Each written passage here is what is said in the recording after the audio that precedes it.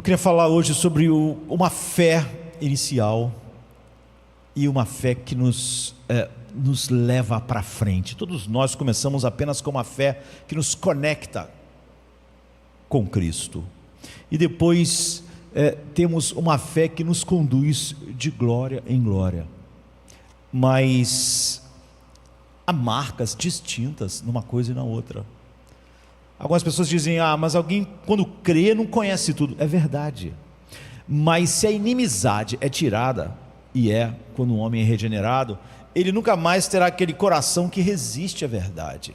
Se uma pessoa inicialmente não conhecia tudo, e de fato diz que creu no Evangelho, mas daqui a anos ela ainda tem dificuldades com Deus, ela é agarrada àquilo que é humanista, então não houve uma mudança, porque a mudança que há é uma mudança de um coração e uma mente inimiga de Deus para uma mente que não é mais inimiga. Agora, se anos depois minha mente ainda é inimiga das grandes doutrinas bíblicas, é óbvio que a inimizade não foi tirada. É óbvio que eu posso dizer que estou crendo, mas estou crendo nas minhas concepções. E assim a fé, e aqui em Marcos 5, a partir do 21, há duas histórias conectadas, um sanduíche, assim a gente podia dizer, né? Porque uma história está dentro de uma história. Uma história começa, no meio dela acontece uma história, e aí tu tem o fim da história que já tinha começado antes. Há uma história. Então imagine se você visse um filme e dentro do filme tivesse outro filme, com início e fim, e só depois o filme que iniciou lá fosse terminar. É assim que acontece as coisas aqui. E aqui nos fala o que é uma verdadeira fé, apesar de incipiente, apesar de inicial, apesar de ser uma fé não madura, mas verdadeira. Essa fé nos conecta com Cristo real. E depois nós temos uma fé madura aqui, uma fé que nos transforma de glória em glória na imagem de Cristo. As duas precisam ser realidade, não é? E a gente só sabe que aquela fé inicial nos conectou de fato com Cristo se ela avança para essa essa fé robusta que nos transforma diariamente. Então aqui diz que quando Jesus atravessou novamente de barco para outro lado do lago, uma grande multidão se reuniu ao seu redor enquanto ele estava à beira do lago. Então um dos líderes da sinagoga, chamado Jairo, chegou ali. Ao ver Jesus, prostrou-se aos seus pés e implorou fervorosamente: minha filhinha está morrendo. Por favor, venha e coloque as mãos sobre ela para que seja curada e ela viva. Então Jesus foi com ele, e uma grande multidão o seguia e se aglomerava ao seu redor. E havia ali uma mulher que sofria de uma hemorragia há 12 anos.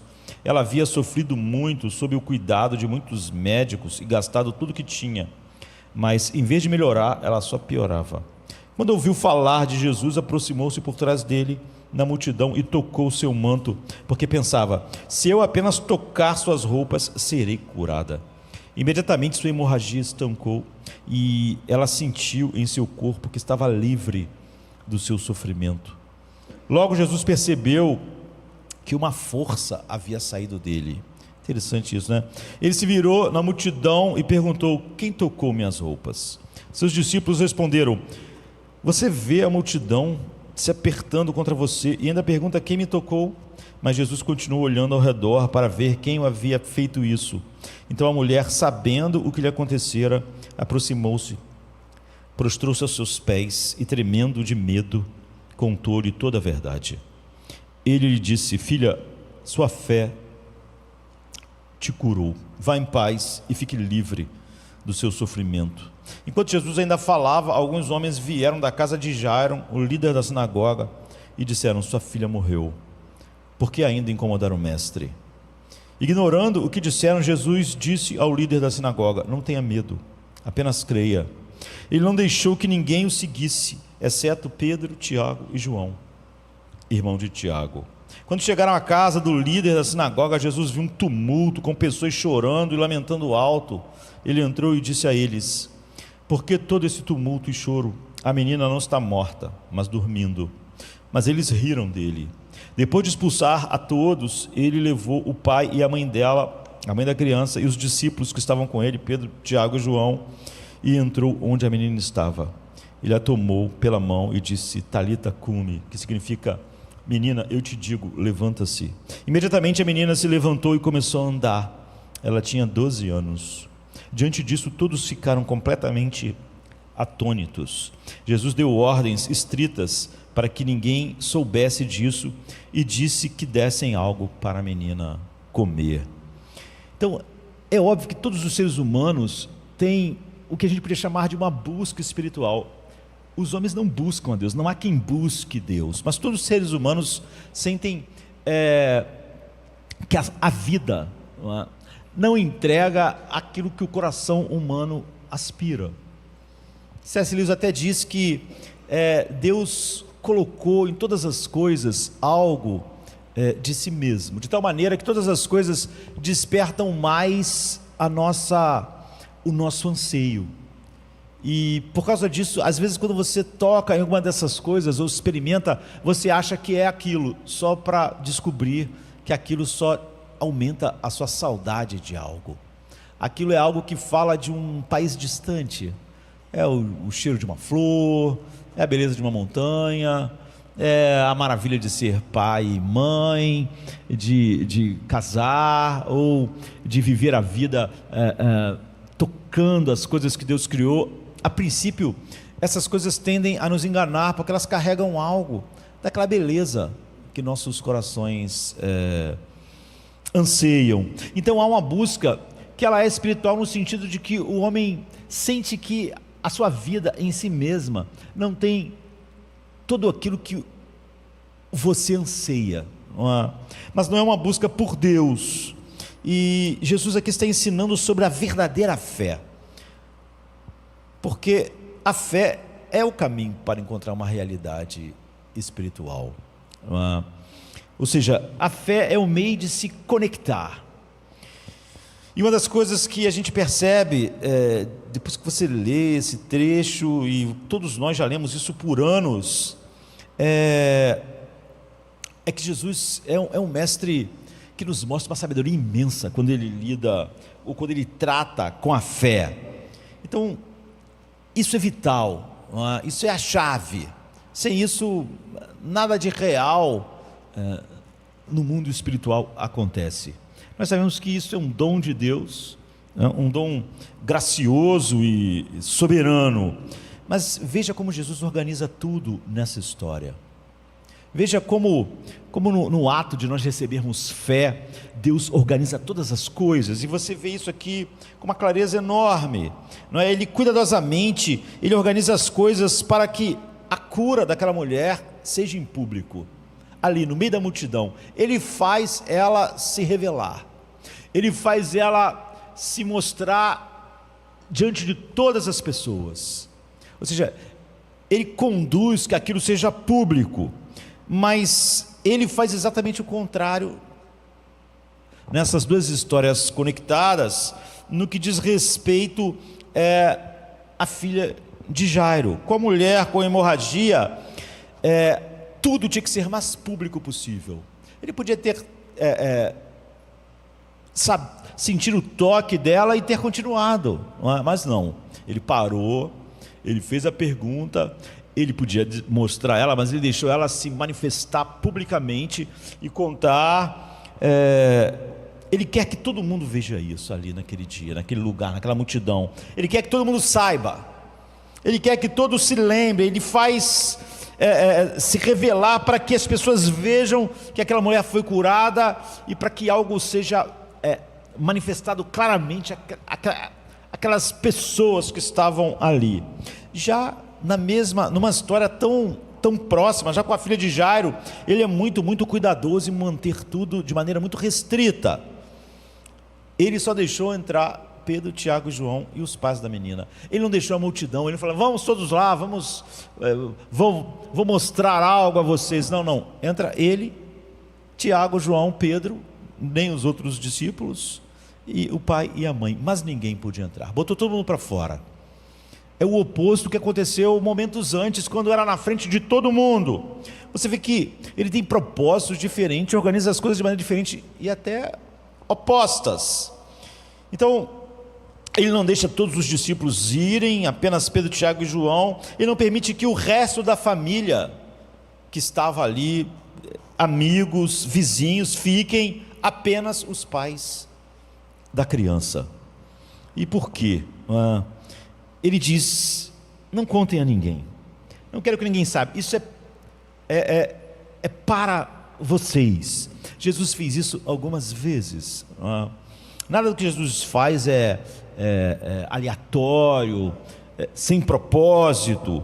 Então Jesus não está nos dando lições em cada ato, em cada maneira que agiu. Ele está nos ensinando, porque ele é um mestre consumado, ele é o mestre, ele é o próprio Deus, ele é a própria palavra encarnada. Está nos dando lições básicas com a cura da mulher, como ela é feita, sobre como ter essa fé inicial, mas verdadeira, mas que não conhece tudo o que tem que conhecer ainda, mas que é necessária para nos conectar com ele. Sem ela não há conexão verdadeira. Ninguém, quando conhece o eunuco, ele conheceu, ele estava lendo, não entendeu. Filipe subiu ao carro, explicou. É óbvio que ele não entendeu todas as coisas, mas ele creu.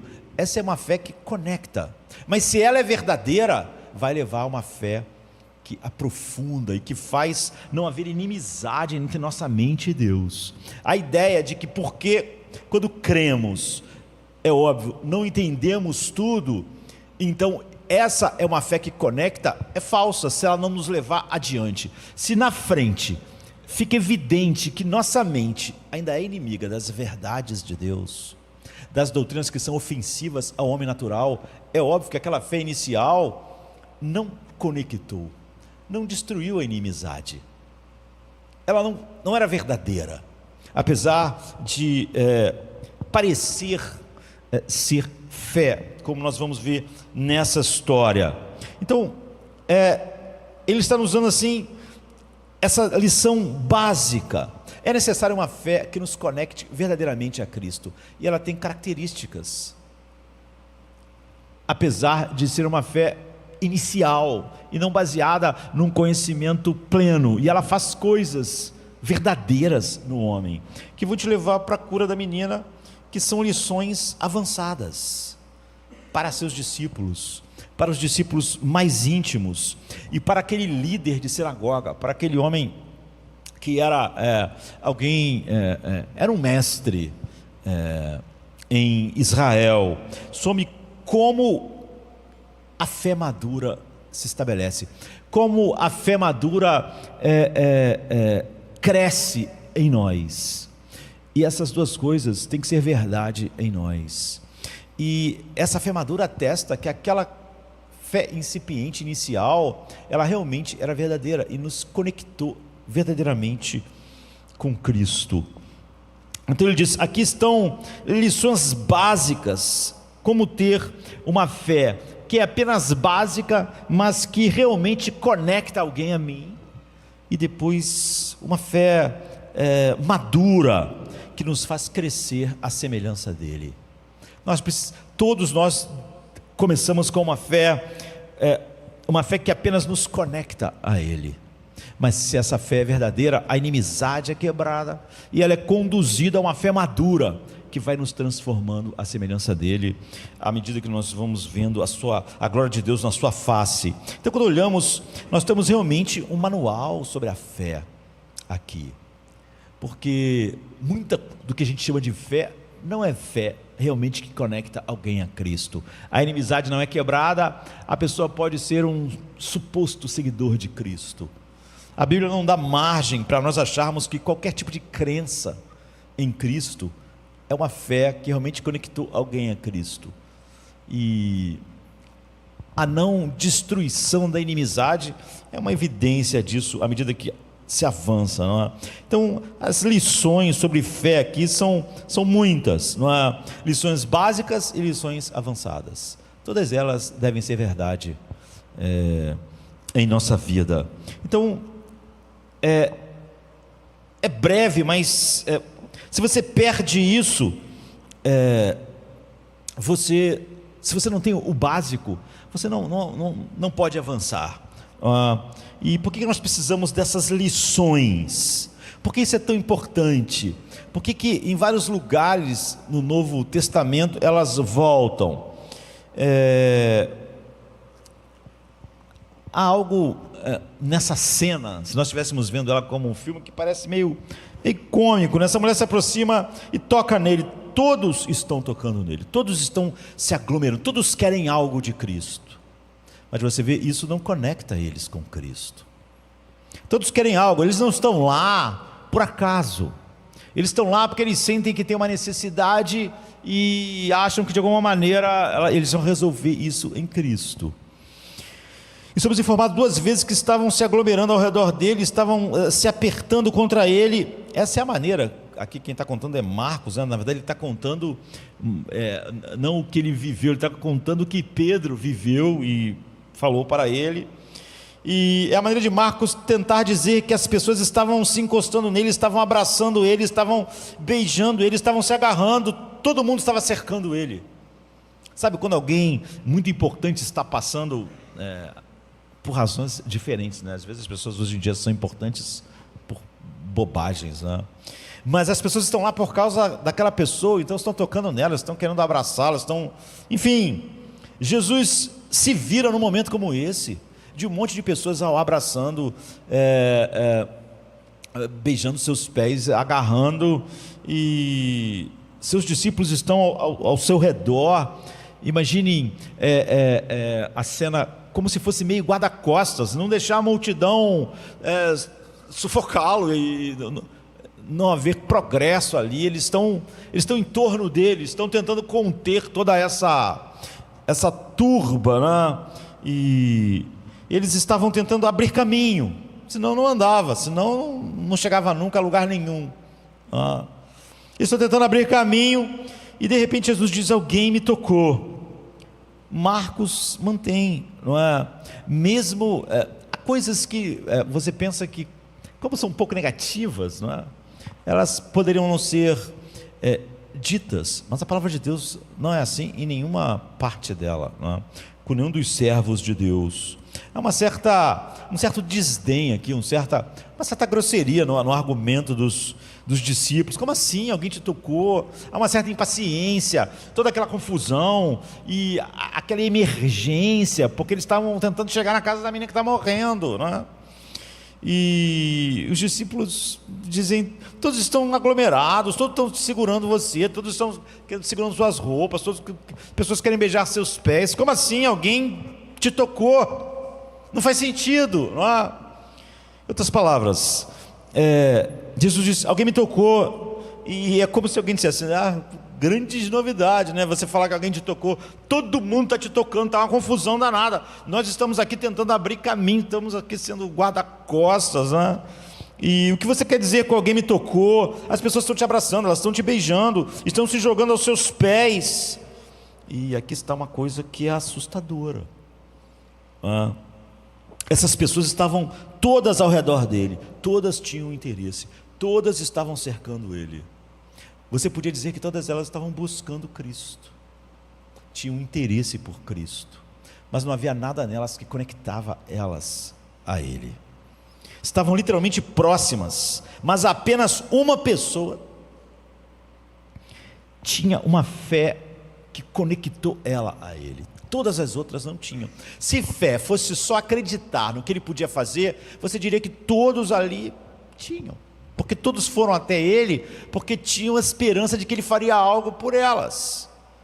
Se a fé é simplesmente isso, então todo mundo tinha fé, mas na verdade, no meio daquela multidão toda, todos aqueles agarrões, abraços, puxões, beijos nos seus pés, nada daquilo o tocou de verdade. Ele estava literalmente próximo às pessoas, e apenas uma pessoa realmente o tocou. Então, as pessoas, nós podemos estar em torno de Jesus a vida inteira e nunca o tocar. nunca haver uma verdadeira conexão entre nós e Ele. Você pode estar cercando, você pode estar falando sobre Ele, você pode estar falando com Ele, como aquelas pessoas estavam ali, você pode estar admirando, pode estar inspirado por quem Ele é. Você pode ir e ser parte da igreja visível, você pode estar nos estudos bíblicos. É a mesma coisa, é possível estar muito próximo de Jesus e nunca o tocar de verdade, é isso. Nunca haver virtude dele operando em nós, nunca haver uma conexão vital entre nós e ele, nunca tocar nele de verdade. Ele diz, aqui está a diferença, precisa haver uma fé, mesmo que inicial, incipiente, que seja verdadeira, que me conecte verdadeiramente contigo. Não é um simples crer, não é um simples se inspirar, não é um simples estar em torno, não é um simples tocar. Quando ela se revela, ele diz, foi a sua fé. E é óbvio que ela não tinha ideias claras, nem podia falar o que estamos falando essa noite a respeito do próprio evento que ela está participando, não é? Ele está dizendo, ei, todos estavam me tocando, todos estavam tocando nas minhas roupas, todos estavam falando para mim, todos estavam querendo me parar para alguma coisa, cada pessoa nessa multidão estava me tocando nas roupas. Quero que você veja que não foi realmente você me tocando fisicamente, não é isso que conecta, aquilo que eu realmente fiz, eu fui lá, eu toquei, eu fiz isso e fiz aquilo. Ele queria que ela entendesse isso, que as pessoas também, e nós também. Agora, isso é bastante assustador, porque muitas pessoas pensam que a relação com Deus é uma coisa mágica, né? Como você vê em filmes, não acontece assim na vida real, mas a ideia é a mesma. Você vê nesses filmes que alguém tem que fazer um exorcismo, o cara lê uma oração em latim, tem que ser em latim, senão não acontece. E tem umas coisas que não importa, o importante é você até ler ou decorar aquela oração em latim. Aquilo é um ato mágico, é o que você faz da maneira correta, é que gera um resultado. E é assustador na verdade, porque a Bíblia diz que não há nada, nenhum ato, levanta sua mão, vem aqui na frente, faça isso, faça aquilo outro, que realmente conecte alguém com Cristo. Nada que todo mundo possa simplesmente fazer, como naquele dia todos estavam tocando, todos estavam fazendo as mesmas coisas, e muitos de nós temos cercado Jesus por um longo tempo, e ainda assim nunca o tocamos. Muitas pessoas dizem às vezes, mas eu fiz isso, mas a palavra de Deus não mudou, eu estou assim assado. Isso é péssimo. A pessoa não está dando um testemunho contra Deus, nem contra a verdade que está sendo pregada, está dizendo uma verdade triste sobre ela. Nunca o toquei. Estava lá no meio da multidão, apertei, encostei fisicamente, como acontecia aqui. Muitos de nós nos sentimos inspirados quando fazemos parte de algo que achamos ser de Deus, e às vezes passamos anos em torno daquelas coisas, das pessoas, mas Deus não é muito real para nós. Nós, na verdade, ficamos até... algumas pessoas são até meio cínicas quando se fala sobre uma alegria indizível e cheia de glória. Ela começa realmente a ter argumentos humanistas para justificar que nada daquilo é muito real para ela, e não é mesmo, não é mesmo. Deus não é muito real, Cristo não é muito real, a cruz não é muito real, tudo à minha volta é muito real, mexe com as minhas emoções, com o meu coração, com a minha mente. Eu não digo, por exemplo, aquela pessoa me ofendeu, mas eu não senti nada, porque não teve um processo químico em mim para fazer isso. Então ela estava me ofendendo, mas eu estava sentindo uma alegria, porque o processo estava errado. Ela não diz isso, aí ela reage às coisas, porque aquilo é real para ela. Mas para Deus, ela tem desculpas de não haver afeições adequadas para Deus. Aí ela vai botar a culpa exatamente nos seus processos, mas a verdade é que Deus não é muito real. A verdade não é muito real, a Bíblia não é muito real, é algo distante. Ou então fomos inspirados ou ajudados pelas práticas bíblicas, ou um grupo de amigos, mas sempre que não temos todas essas coisas, as pessoas não me apoiaram, as pessoas não me ajudaram assim, assado, então espiritualmente eu caí. Não havia um contato real com algo além disso que todas as pessoas podem tocar. Pessoas, a maneira com que as pessoas me tratam, como as coisas aconteciam, é só isso. É só aquela aglomeração, toques, mas não são toques verdadeiros. Não há uma conexão. A conexão verdadeira com Deus, nada no mundo pode impedi-la. Eu não tenho justificativas da minha frieza espiritual, colocando a desculpa disso nas situações, nas pessoas, na igreja, nos irmãos, nas coisas. É porque Deus é muito pouco real para mim. Então, se eu não tiver aquela coisinha que eu acho necessária que as pessoas façam por mim, que aquilo ali faz por mim, que o pastor faz por mim, ou a situação certa na minha vida, nos meus relacionamentos, no meu casamento, então eu desmorono, porque tudo é muito real para mim, menos Deus. Jesus não era real. O que isso significa? Significa que vivenciamos a experiência daqueles que estavam experimentando Jesus, mas não experimentamos Jesus. Você pode viver a experiência de andar com o apóstolo Paulo e ser muito impactado pelo que Deus está fazendo no apóstolo Paulo, como Demas, mas você mesmo nunca ter tocado, estava ali, é como se estivesse naquela multidão e Paulo tocando em Cristo, mas você não tem algo que realmente te conecte a Ele. Nunca o tocamos. Você pode cercá-lo, aglomerá-lo, supostamente até estar indo em direção a Ele com desejos, que é o que aquela multidão estava fazendo, mas precisa de fé se quiser ter qualquer conexão com Ele. E essa é a necessidade das lições que Jesus nos dá, que os apóstolos nos dão sobre a verdadeira fé. Lições básicas, e você não precisa de muitas palavras para lembrar delas. Você pode ter apenas algumas que são úteis. Então, quase certamente a razão pela qual essa história foi preservada é porque Pedro e as pessoas que a viram provavelmente a usaram em suas pregações. Eles não pregavam sermões proposicionais quando saíam pregando. O que significa ser cristão? 4 passos da verdadeira fé. Como podemos fazer agora com todo o corpo da palavra de Deus encerrado. Eles davam exemplos como esses e diziam: é assim que você se conecta a Jesus.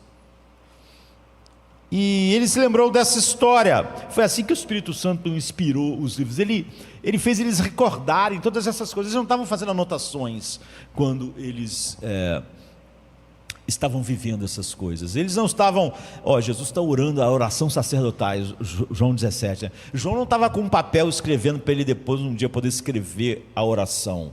O Espírito Santo foi trazendo à memória deles de novo aquilo que era fundamental e que eles viveram, que eles viram, que eles ouviram.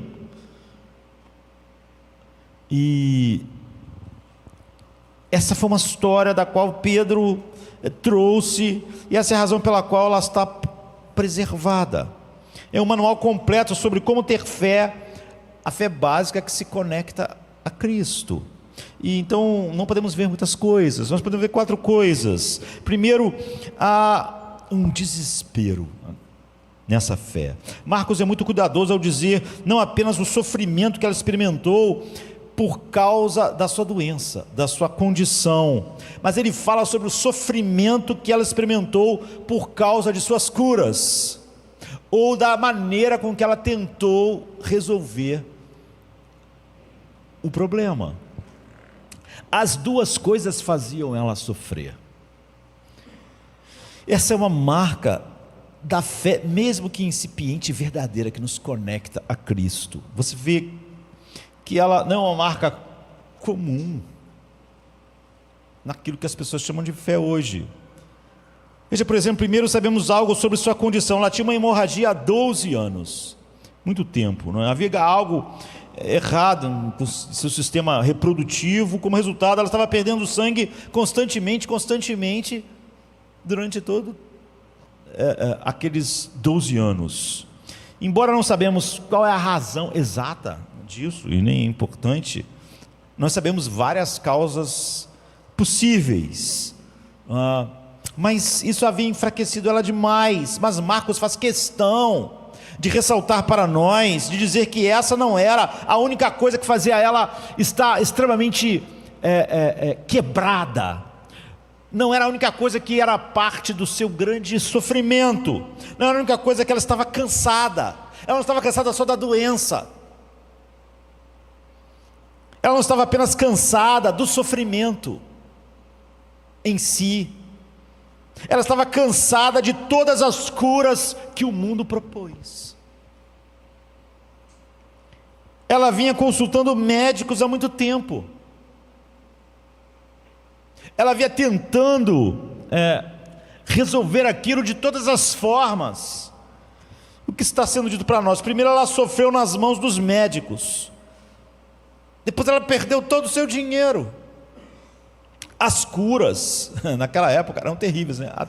Não tempo atrás, se você voltar um século e pouco atrás, quase sempre, se você fosse para o hospital, a tua chance de morrer era muito maior, porque as curas eram verdadeiros caminhos para a morte. Até pouco tempo atrás, se você considerar a história, quando Pasteur começou a falar sobre bactérias, micróbios, todo mundo científico ria. Na época da Rainha Vitória ainda, as pessoas, Spurgeon, né? Então as pessoas diziam, vamos fechar a janela, senão os bichinhos, os médicos que iam fazer operações, senão os bichinhos de Pasteur vão invadir. É óbvio que as pessoas mexiam com cadáveres, mexiam com pessoas saudáveis, saía de uma sala, entrava na outra, passava a doença de um para o outro, morria todo mundo. Imagine 12 mil anos atrás. E quando você lê, por exemplo, no Mishnah, algumas coisas para esse tipo de problema, né? Uma literatura daquela época, você vê toda espécie de coisas bizarras que eram feitas. Pulverize isso, coloque no vinho, alumem, açafrão de não sei o que, mistura isso com isso, faz beber tantas vezes, era horrível. Todas as curas que você lê no Mishnah eram coisas horríveis. Não apenas então ela passou por isso, mas ela perdeu todo o seu dinheiro, provavelmente na pessoa de posses. Quando tudo isso começou. Então Marcos destaca que ela não estava desesperada apenas por causa do sofrimento, da doença. Ela também havia decidido, o mundo não pode me ajudar. Não há ajuda nessa vida. As pessoas não podem me ajudar. Ninguém pode me ajudar. Essa é uma marca importante da verdadeira fé que conecta o homem a Cristo. Enquanto o homem acredita que alguma coisa pode lidar com ele, não é essa fé. Ele pode fazer parte daquela multidão que vai até Cristo, mas ele não está nessa condição. Ele acha que um casamento cura, então ele quer que Cristo lhe dê um casamento. Essa pessoa não se desesperou da vida ainda. Ela acha realmente que a mente de determinado homem, com suas teorias, vai ajudar o problema da sua alma ainda. Ela acha que pode misturar essa coisa com aquela e beber tudo junto. Ela acha que se Deus der algo a ela, então ela vai ficar bem. Essa pessoa não tem essa característica básica inicial. Ela ainda acredita que Cristo pode ser o meio para aquilo que vai dar a ela o que ela quer. Mas ela essa é uma marca. O mundo não pode me ajudar, eu mesmo não posso me ajudar. Na igreja, depois de anos, há pessoas que acham que realmente foi elas que tomaram uma atitude que mudou, que de fato as salvou ou vai salvá-las. Ao mesmo tempo, como tudo depende dela mesma, ela é um pouco cética. Como eu falei, quando a Bíblia diz, olha, porque em vocês há, apesar do sofrimento, uma alegria indizível, a pessoa não acredita, ela não tem conexão com aquilo de verdade. Ela pode estar perto de homens que tenham e que falem com paixão, mas ela não tem. E ela chegou à conclusão, o mundo não pode me ajudar, eu não posso me ajudar, nenhum ser humano pode me ajudar, nada pode me ajudar. Agora, isso é importante, não é? Se você se encontra fazendo alguma busca espiritual, talvez você esteja aqui e está surpreso, porque as coisas não funcionam. Você ainda acredita em alguma coisa nesse mundo para te ajudar. Você ainda acredita realmente que Deus pode fazer coisas para consertar coisas no mundo que vão te consertar, ou te dar coisas na vida que vão finalmente te dar o que você quer.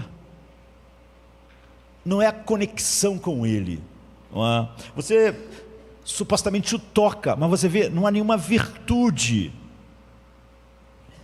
fluindo.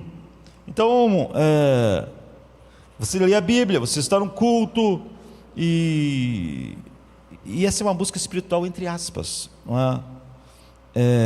Geralmente alguma coisa está errado, e é óbvio que em todos os seres humanos as coisas estão erradas. O problema não é haver algo errado em nós que faz se iniciar uma busca. Todas as buscas para todos os falsos deuses e ídolos é porque o homem percebeu que há alguma coisa errada nele, algo faltando, algo que ele precisa. A Bíblia diz que no fundo todos nós temos um centro vazio sangrando, não como ela há 12 anos, todos nós temos uma hemorragia de vida, está esvaindo o que temos, e sabemos que o que temos não é a vida que realmente ansiamos, desejamos. Há um sangramento na nossa alma. O sangue, você vê, é a vida, não é? Isso é tão enfatizado na Bíblia várias vezes no Velho Testamento. O sangue é a vida, sem derramamento de sangue, ou seja, da própria vida. E nós sabemos, mesmo na vida biológica, se alguém está perdendo sangue, nós sabemos que aquela pessoa tem que ser atendida rapidamente. Ninguém perde sangue e vai ficar bem. Perder sangue é perder a vida rapidamente. Essa pessoa vai morrer se você não estancar aquilo. Nossas almas estão sangrando, não há 12 anos, mas desde que nascemos. Temos um sentimento de inadequação, e temos um sentimento de que nada entrega o que promete para nós. Como C.S. Lewis diz, nós, quando sentimos o cheiro de uma flor, é maravilhoso, de alguma maneira aquilo parece um tônico, mas a gente descobre rapidamente que aquilo só nos dá saudade de algo, não é a coisa que satisfaz a saudade. Sentimos uma necessidade de provar nosso valor, de termos uma identidade, de termos uma razão para viver, de ter algo que nos sustente em todas as situações, de ter algo que faz realmente a gente se sentir vivo. Todas as outras coisas estão se esvaindo, a nossa alma está sangrando, e todos estamos indo a médicos. Quais são os médicos? Procuramos cura. Todos nós estamos fazendo algo a respeito. Isso é o humanismo secular. Isso são todas as buscas do homem, em todas as coisas. É isso que Paulo diz, que o homem trocou o Criador pela criatura. Todos nós estamos buscando a cura em ideias, em coisas, em relacionamentos. Acreditamos que uma hora nós vamos encontrar algo, alguém, uma fase da vida que finalmente vai estancar o sangramento. Então trabalhamos em nossa carreira, procuramos o amor, A gente pode dizer, talvez você esteja buscando espiritualmente porque recentemente alguém que você achava que te amaria se afastou, ou você não encontra essa pessoa, ou talvez porque recentemente você descobriu que durante anos você achou que sua carreira ia fazer você realmente ter um senso de identidade adequado, mas a sua carreira nunca foi o que você sonhou. E agora, uma coisa é vir a Jesus e dizer: se eu vier a ti, tu vais me ajudar a eu continuar indo nesses médicos, tu vai me ajudar finalmente a eu achar o amor que me cura, a vida, o tipo de vida que vai me dar uma identidade, uma autoestima. Você vai me ajudar? Você vai me ajudar a encontrar o amor verdadeiro? Essa é a multidão que está se agarrando a ele, se empurrando ele, beijando os pés dele, que podia te dar a sensação de que elas estão buscando Cristo. Mas ele não diz: todo mundo está me tocando. Ele diz: alguém me tocou.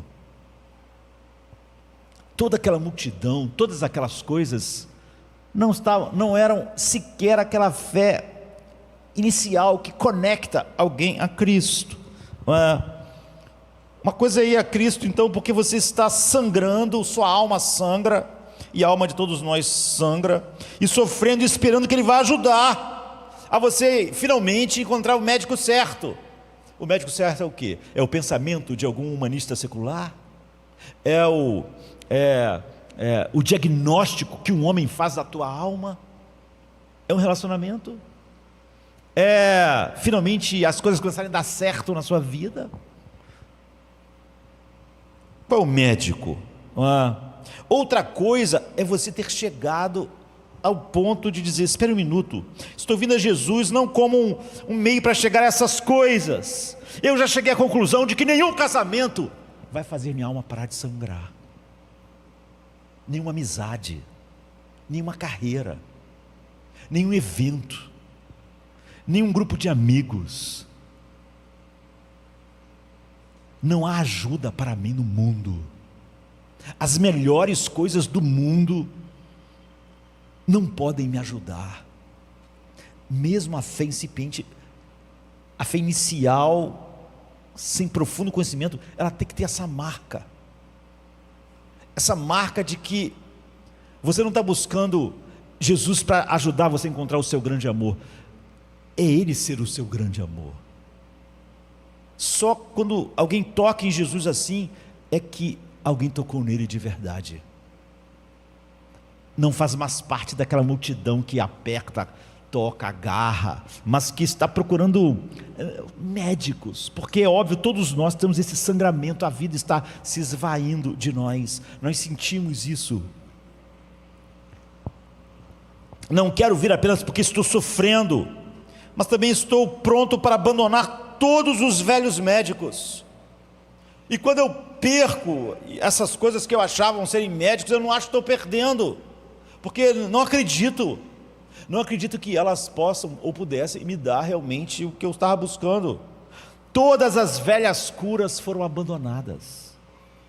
Não acredito mais nas velhas curas. Não quero que Deus me ajude a ir em direção a essas curas, porque meu dinheiro acabou para continuar a minha busca.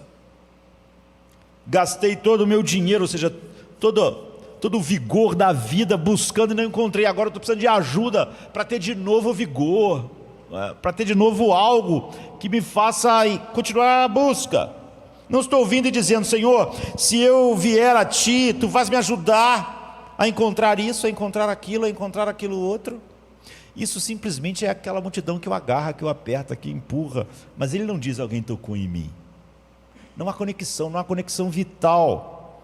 Deve haver esse desespero, no sentido de que eu olho para tudo no mundo e chego à conclusão: se eu tivesse a pessoa mais perfeita para ser meu cônjuge, isso não ia curar a minha alma. Se eu tivesse os filhos perfeitos, isso não ia curar o meu sangramento. Isso não ia me dar a identidade que eu quero. Isso não ia me dar um senso da razão da minha existência nesse mundo. Esse desespero. Eu gastei tudo, não há nada. Eu cheguei à conclusão final de que não há nada nesse mundo, nenhum amor nesse mundo que me curaria. Então eu não busco Cristo para achar esse amor. Estou vindo a Ti como meu verdadeiro amor. Estou vindo a Ti dizendo: Senhor, Tu podes me ajudar a sentir significância através da minha carreira. Isso são pessoas que estão aglomeradas à volta dele, agarrando, mas ele diz: não me tocaram. Não houve uma conexão entre eu e essa pessoa. Pelo que ela estava supostamente buscando, não era a mim, apesar de estar me agarrando, me puxando, me beijando. A pessoa que encontra a conexão, a marca dessa fé, mesmo essa fé inicial, é: eu estou vindo a Ti para encontrar a minha significância, não para Tu ajudar eu a encontrar a significância na minha carreira, ou a significância na paternidade, na maternidade. Me ajudar a encontrar autoestima através disso, daquilo outro. Eu estou vindo porque Tu mesmo é a vida, é aquilo que pode me dar a identidade. Esse desespero é a marca daquele toque que Jesus disse: alguém tocou em mim. Não como essa multidão está tocando. Em outras palavras, ela finalmente estava desesperada. Enquanto não há esse desespero que só Deus pode produzir, em que eu não acredito em mais nada neste mundo possa fazer, não por ser cínico, mas porque eu vejo a insuficiência de todas as coisas. Enquanto acreditamos em algo do humanismo secular, enquanto acreditamos em algo que o mundo pode nos dar, em todas essas áreas, não estamos desesperados desse mundo, queridos. Achamos que Ele pode nos dar coisas, se Deus nos ajudar, nos der as conexões certas, as coisas certas. Até que eu veja que não há nada nesse mundo que possa me ajudar, que o sangramento da minha alma, não existe um remédio para ele aqui, eu nunca encontrei Cristo. Mesmo que eu tenha agarrado, beijado os seus pés, estado sempre junto com a multidão que está em torno dele, eu nunca toquei, e ele nunca vai dizer: alguém me tocou para mim. Eu posso passar a vida inteira assim, a vida inteira em torno, abraçando, empurrando, beijando, segurando, mas nunca houve conexão sem isso. Essa é a razão pela qual ela era diferente. Todos queriam um milagre. E por que as pessoas estavam ali? Porque elas queriam alguma coisa. Elas não saíram de casa por não querer nada, porque estavam cercando. Todas queriam, todos estavam sofrendo, todos tinham uma necessidade, todos sentiam um sangramento na alma. Ela também havia chegado, mas ela chegou ao fim da linha espiritualmente. Você realmente toca em Cristo como você chegou no fim da linha. Você não acredita, você sabe a insuficiência do mundo para lidar com a sua alma, para tudo que importa. Ela chegou ao ponto em que não estava procurando usar Jesus para obter salvação. Ela estava começando a olhar para Jesus como sua salvação. Todas as suas salvações alternativas haviam falhado. Ela não queria mais ajuda para continuar aquela busca. Ela não queria um milagre que fizesse ela finalmente poder desfrutar a vida. Um milagre que fizesse finalmente ela poder continuar a busca do que para o sangramento da sua alma. Esse é o primeiro passo. É negativo, não é? Mas é o primeiro passo. Se você vai encontrar, ou se você recebeu essa fé verdadeira em Cristo, a primeira coisa está nessa verdade negativa. Você tem que começar aqui. Tem que estar desesperado, tem que ter chegado à conclusão de que Jesus não pode te dar um amor, que Ele é o amor que você precisa, que Ele não pode te dar uma vida que te satisfaz, que Ele é essa vida, que Ele não pode te dar a cura que vai fazer você finalmente ficar bem, que Ele mesmo é a vida. Em outras palavras, a principal razão pela qual as pessoas não encontram realmente Cristo, estão tão próximas, não é porque simplesmente tem pouca fé. De certa forma, você vê que há uma fé que não é a fé, que é o dom de Deus nelas. Elas foram lá, elas foram atrás dele, elas acreditavam nele de alguma forma, que ele podia fazer alguma coisa. Eles não acreditavam que ele era a resposta para elas, mas que ele podia fazer algo.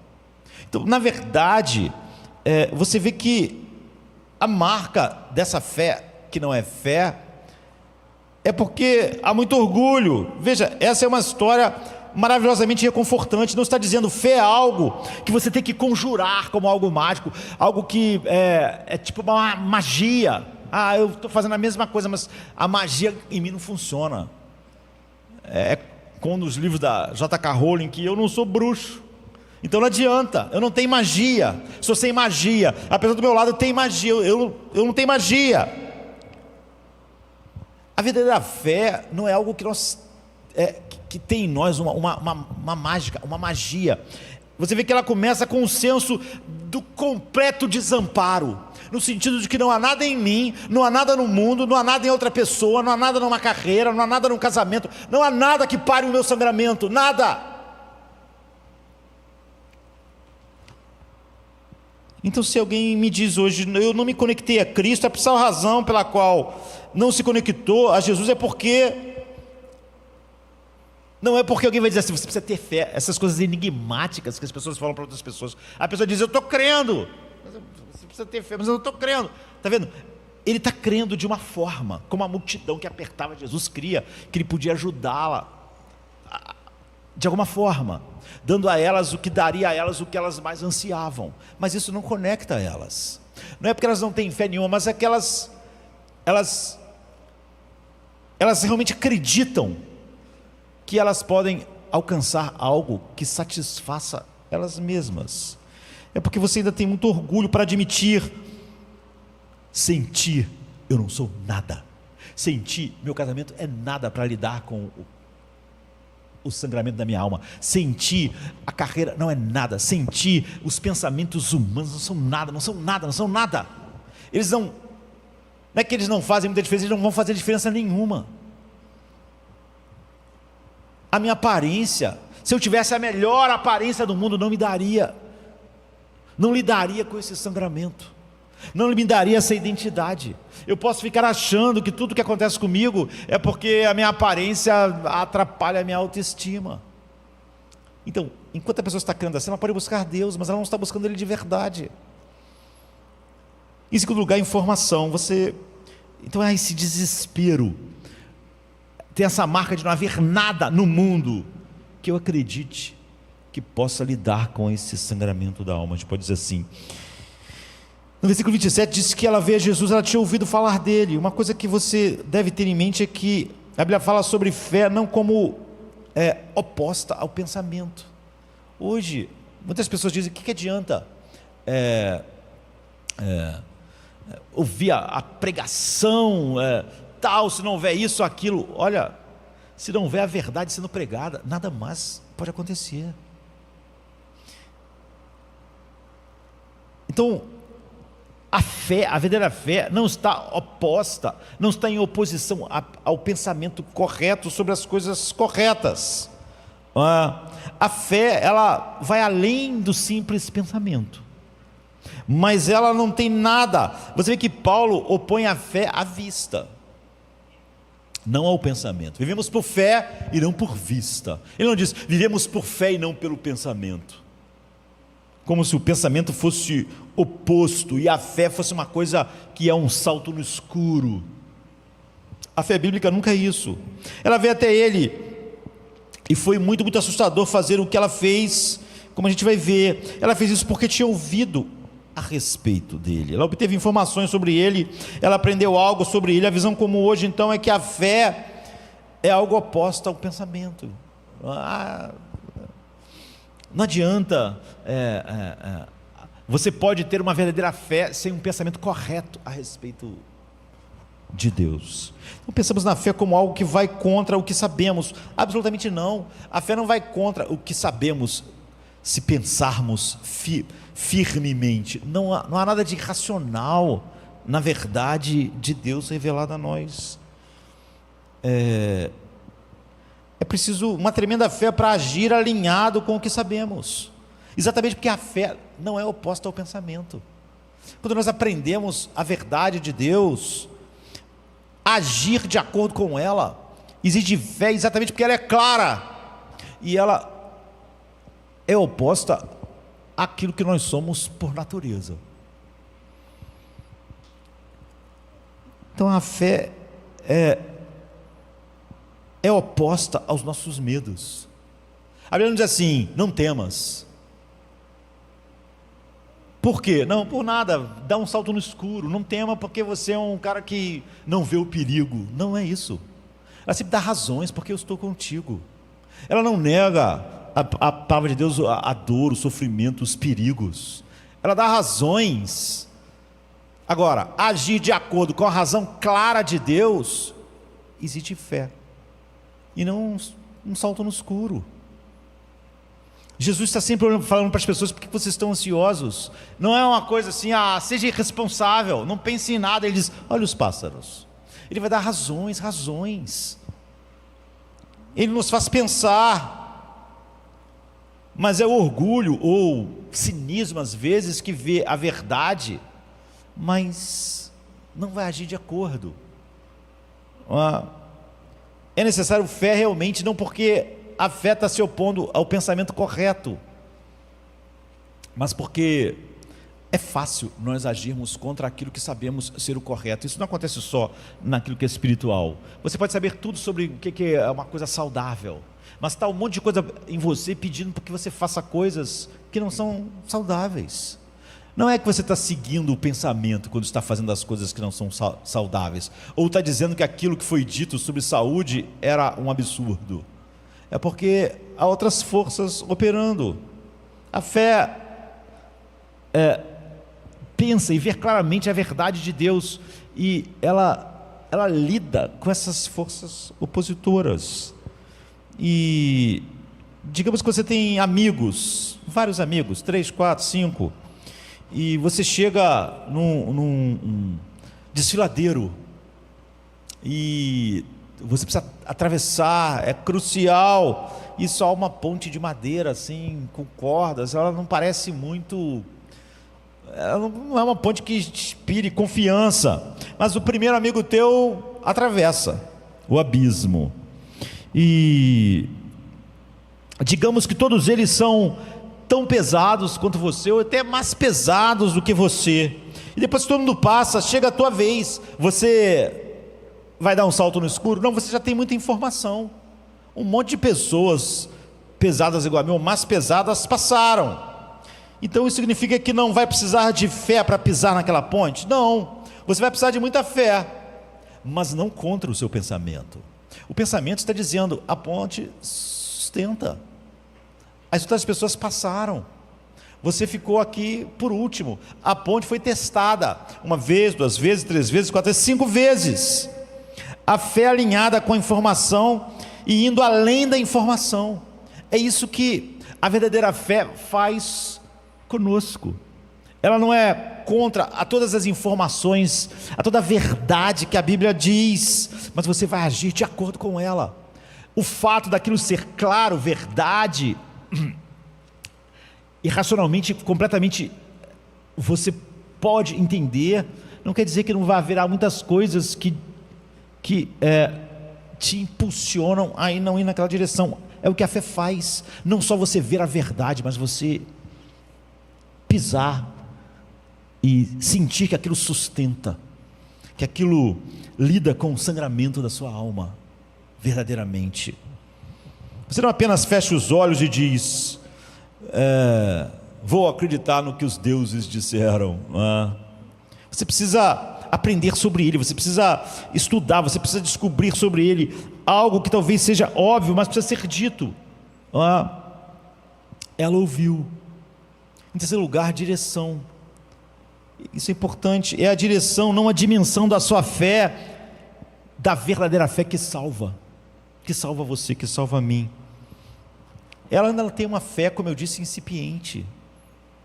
Ninguém, quando é chamado, todos são bebês, ninguém é um expert, mas, como eu disse, se isso for verdade, no primeiro passo, a inimizade contra Deus é tirada, os outros passos vão ser dados, você não vai continuar, não, a soberania de Deus, a graça de Deus, eu não consigo, então a inimizade não foi tirada ainda. Eu podia não entender essas coisas, mas eu vou entendê-las, elas vão ser lindas para mim,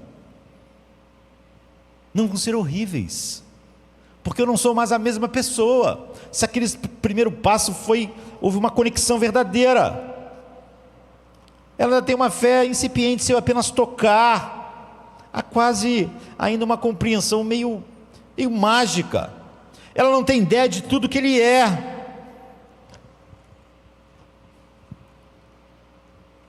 A razão de Jesus parar e fazer isso é exatamente por isso, não é? Ele quer que ela tenha uma ideia de quem Ele é, ela não quer que ela vá embora daquele jeito, porque a verdadeira fé vai trazer compreensão. Ela não tem ideia de que precisa de mais do que apenas ser curada por alguém, que ela precisa que o sangramento da sua alma cesse, algo muito maior, se tornar uma das suas discípulas, uma pessoa disposta a confessá-lo na frente de todo mundo, de todas as pessoas.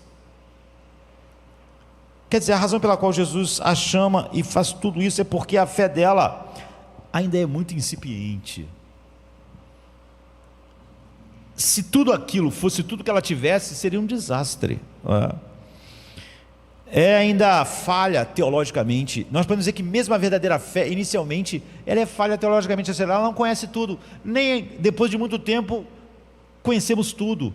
Como eu disse, a inimizade foi tirada, então o caminho para conhecer e prosseguir conhecendo a Deus foi aberto, porque o empecilho não era a irracionalidade do ensino de Deus, era a nossa natureza, mas nós vamos ter que aprender como seres, como criaturas fazem, aos poucos, mas não há mais o que se opunha a isso. Então ele não diz, eu te curei, não é? O que isso significa? Não é a força da sua fé que te salva, é o objeto. A fé precisa ser verdadeira no objeto verdadeiro. Talvez aquela multidão à volta ali tivesse no sentido de crer que ele podia ajudar, tão forte quanto ela, mas o objeto que eles realmente queriam não era verdadeiro. Elas achavam que ele era um caminho para essa coisa. Ele não era. Então você vê que não é a dimensão da sua fé, é a direção. No que você tem fé? Se você, como a igreja dos Gálatas, acredita com todo o coração num falso evangelho, ele não está salvo, porque não é a fé que faz algo, é o objeto da fé. Se eu não creio no evangelho de fato, não importa o quanto eu creia, ou o quanto eu seja devoto àquilo, aquilo não faz nada por mim, nada. O que você ouve hoje é exatamente o oposto, e de certa forma a igreja é uma ressonância disso, um eco, né? É uma caixa de ressonância. O que você lê nas páginas de opiniões, nas entrevistas, nos podcasts, nos livros, em todos os lugares? Não importa no que você acredita, desde que você acredite com todo o seu coração. Isso é o mundo falando. Aí você diz, a igreja não concorda com isso, em parte, porque a igreja também fala a mesma coisa. Não importa se você acredita no evangelho direito, correto ou não, importa que você creia. As pessoas dizem para nós, mas aquela pessoa creu, mas ela não creu no que o evangelho diz, ela creu em outra coisa, mas ela creu, então há uma sinceridade dela. E daí? Mas ela creu que Cristo morreu, e daí? Ela é como aquela multidão ali em volta, não via o que Cristo realmente é e o que Ele realmente fez. Jesus Cristo está dizendo aqui, não importa o quão fervoroso você acredita, se você acredita naquilo que não é verdadeiro. Agora, se você acredita naquilo que é verdadeiro, todos que acreditam naquilo que é verdadeiro começam como bebês, mas há conexão. Há conexão. Não há como você realmente Não importa que tipo de fé seja, de crença, se é num falso evangelho. E o falso evangelho nunca nega Jesus. Ele esvazia a cruz, esvazia a graça soberana de Deus. Enfim, é exatamente o oposto do que o mundo diz e do que a igreja diz com outras palavras. O mundo diz claramente: não importa no que você crê, contanto que você crê de todo o coração, e você crê, realmente isso vai te ajudar. A igreja diz a mesma coisa de outra forma: não importa em que tipo de evangelho você creu, se é exatamente o verdadeiro evangelho ou não, se você crê de todo o coração, isso te salva. O que te salva? Porque parece que é a fé que me salva, então, não a verdade, não o objeto. Então a visão comum não é senso comum. Imagine 3 pessoas, elas estão sendo perseguidas por um animal feroz, elas estão correndo por um lugar, uma floresta completamente coberta de verde, que você quase não vê o chão, então coberta de neve. Então você chega num penhasco e percebe que a única maneira de escapar, no caso se fosse um lugar frio, era pular num lago congelado. Não tem outra maneira de escapar do animal selvagem que está atrás de você. E a primeira pessoa pensa: vou morrer, vou pular no lago, não vou ficar aqui para esse animal me pegar, vou morrer, vou passar pelo lago e vou morrer. E ele entra pelo lago, e o lago está congelado, mas já tem 15, 20 centímetros congelado, e suporta o peso dele. Então ele atravessa e ele consegue. Agora imagina se a outra pessoa que está junto, ela pensa assim: olha, ao atravessar o lago eu tenho uma chance de conseguir atravessar, o gelo não quebrar, e mesmo que ele quebre, eu posso ainda conseguir nadar na água gelada e conseguir chegar do outro lado. Se eu ficar aqui eu não tenho chance nenhuma, então eu vou. Aí ele vai, mas porque o gelo tem 15 a 20 centímetros, ele consegue. Já outra pessoa que vem atrás diz: olha, provavelmente vai funcionar, porque eu acho que está frio há muito tempo, e eu tenho a impressão de que já tem uns 15 a 20 centímetros de espessura, então eu vou. Aí ele vai, e ele também consegue atravessar. Agora, qual deles está mais salvo do que o outro? Bem, o que teve mais fé, o que disse: não vai quebrar, vai aguentar. Está salvo o que pensou: olha, eu posso morrer, eu acho que eu até vou morrer, mas eu vou. Ou o que pensou: tem 50% de chance de morrer, mas também tem uma chance de sobreviver. Todos estão salvos, porque o que salva, de fato, eles não tem nada a ver com a quantidade. Um parecia ter fé quase nenhuma, outro ter uma fé mais ou menos, e um outro parecia ter uma fé mais robusta. Mas o que salva, o que salvou o primeiro, que disse: eu acho que eu vou morrer, mas eu vou, é porque o lago realmente tinha 20 centímetros. Não foi a crença dele que salvou, porque ela foi curada, ela apenas veio. Quanto de fé você precisa ter no gelo para ele te salvar? O primeiro não parecia ter muita fé, o segundo parecia ter uma fé mais ou menos, e o outro parecia ter uma fé mais robusta para passar. O gelo, quanta fé você precisa para ser salvo daquele animal atravessando pelo gelo? Você só precisa ter a fé suficiente para entrar no lago. Se a tua fé é suficiente para isso, você vai ser salvo, porque a fé foi suficiente para você pisar no lago. Então não importa, mas o lago realmente tem 20 centímetros de espessura, ele não quebra com o peso humano.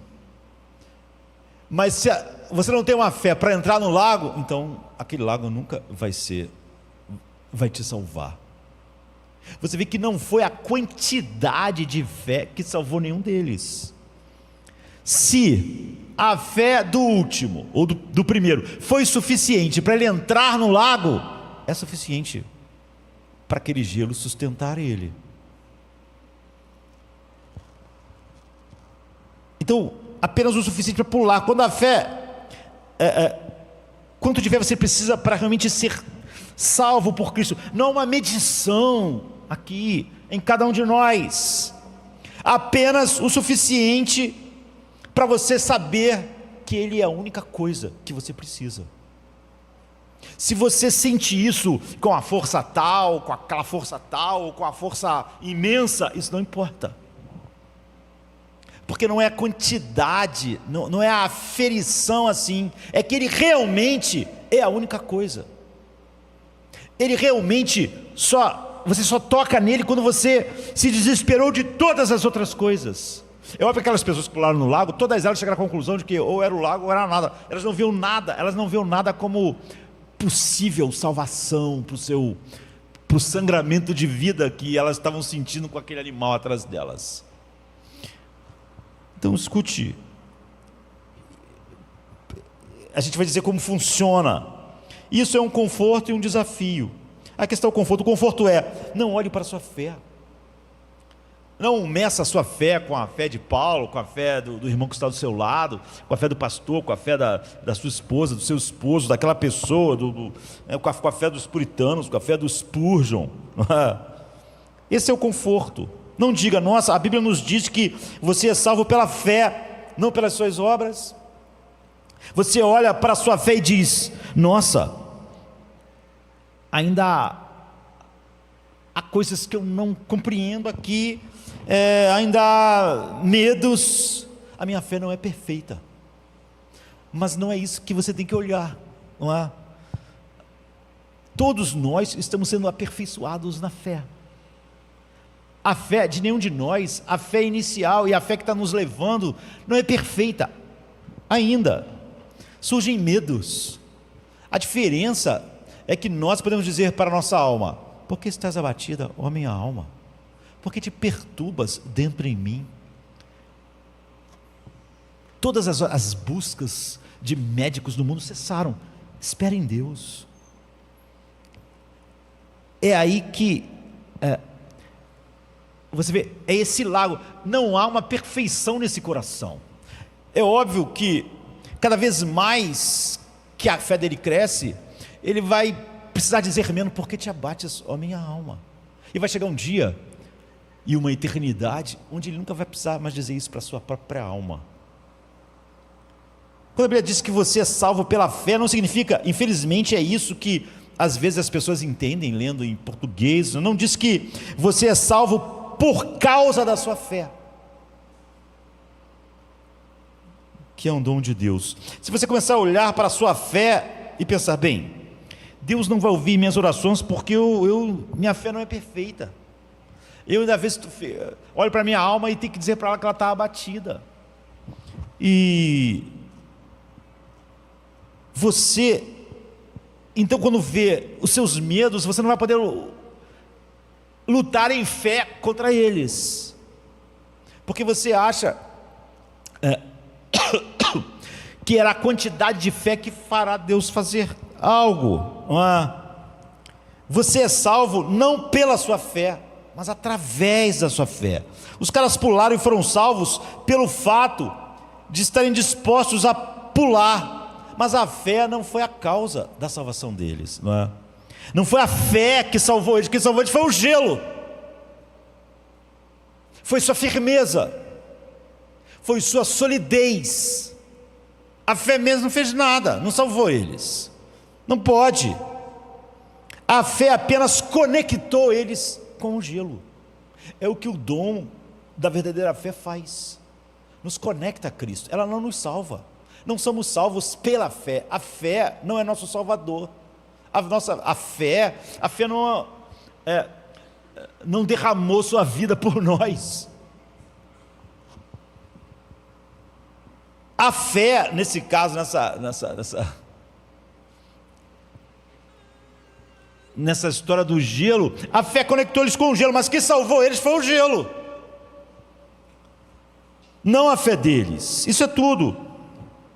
Então quando um tinha muita fé no gelo, enquanto o outro ia ter que dizer, coragem, vamos lá, pise no gelo, ô minha alma, porque você está assim, ainda assim, foi suficiente para depositar e colocar todo o seu peso no gelo, foram salvos pelo gelo, do que aquele que disse, eu sei que esse gelo aqui tem a espessura certa, eu vou passar porque sei que está tudo certo. Mas como não era a fé que salvava, mas a fé verdadeira é aquela fé que nos conecta com o que nos salva. Então não é a quantidade, é o objeto. Você vê muita fé num lago com uma camadinha de gelo, você vai morrer, não importa a quantidade. Verdadeira fé, ainda que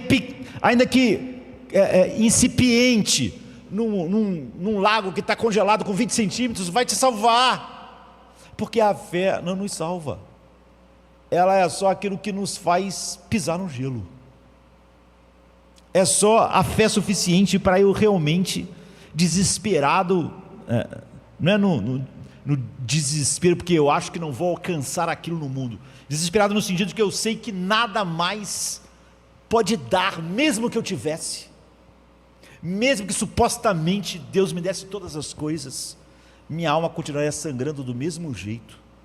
Eu sei que nada no mundo pode me ajudar, então eu piso, eu vou. Veja, o que Jesus está dizendo é que não importa o tamanho, você não fica medindo a fé com uma fita métrica. O que está dizendo é o seguinte: a fé que salva é a fé que te traz a mim, de verdade, porque sou eu que te salvo, a fé não te salva. Você não tem que medir sua fé, olhar para outra pessoa para ver a espessura, o tamanho ou o peso da fé dele, porque não é a fé de ninguém que os salva. A verdadeira fé conecta a pessoa a mim e eu salvo. Eu sou o Salvador. Sou o Salvador daquele que chegou ainda com vários medos, mas já tinha sido trazido a mim como o amor que cura, como aquele que me dá a identidade. Se trouxe alguém a mim assim, não importa se foi aquele cara que pisou no lago com confiança de que aquilo ali era forte o suficiente, com aquele que pensou, não sei, se a fé foi suficiente para fazer a pessoa pisar no gelo e atravessar, então ele foi salvo, porque ele foi salvo pela espessura daquele lago congelado, e não pela quantidade medida de alguma maneira humana de fé que ele tinha. Então Jesus está dizendo o seguinte: me poupe, tudo que importa é se você se conecta a mim ou não, de verdade. Essa fé tem essa marca. Então há um hino velho, antigo, de séculos, que diz: tal como sou, embora agitado ainda, com muitos conflitos e medos, lutas, por dentro e por fora, ó Cordeiro de Deus, eu venho, e isso é suficiente. Agora, veja, isso é o que te conecta a Cristo. Se hoje você diz realmente, não sei tudo o que o Josemar está falando, mas eu vou. Eu sei que se Deus me desse todas as outras coisas, eu continuaria tão ruim quanto as coisas estão em mim. Não acredito que alguma mente humana possa produzir uma teoria sobre a minha alma que vai resolver os problemas dela. Não acredito que um casamento curaria isso. Não acredito que ter filhos curaria isso. Não acredito que ter uma carreira. Não acredito.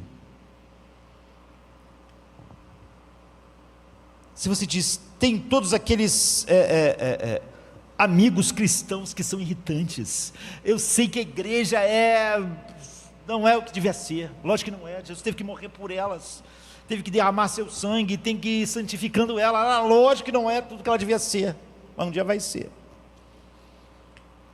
Mas eu vou, porque apesar de todas essas coisas, eu sei, mas tem gente que diz assim, eu não estou, assim, porque a igreja me feriu. Como assim? É óbvio que essa pessoa nunca teve uma conexão com Cristo. Que importância teria? Quanto a igreja feriu o apóstolo Paulo? Quantos discípulos feriram Cristo? Feriram uns aos outros, um discutindo com o outro quem era maior, quem não era maior. Quanto? O propósito não é apenas um conforto, é um desafio, porque você não pode fazer o que as pessoas fazem o tempo todo. Quer dizer, eu queria ter a sua fé, minha esposa acredita, minha mãe acredita, ou algo assim. Queria ter sua fé, mas simplesmente não tem sua fé. Na verdade, você não olha para ninguém, você não mede ninguém. Jesus está dizendo quanto você precisa de fé. Essa mulher, ainda tudo era incipiente nela, mas como era verdadeiro, o que levou ela a tocar nele, e então houve conexão. Ela não pisou no lago como outros já pisaram, mas ela pisou. Ou seja, a fé foi suficiente. Ela já tinha aquela marca de ver que não era que Cristo podia dar alguma coisa que ia resolver. Ela já tinha desistido de todas as coisas. O que te conecta a Jesus é ser livre do orgulho humano que acha que alguma coisa que não é Deus pode satisfazê-lo. Essa é a marca.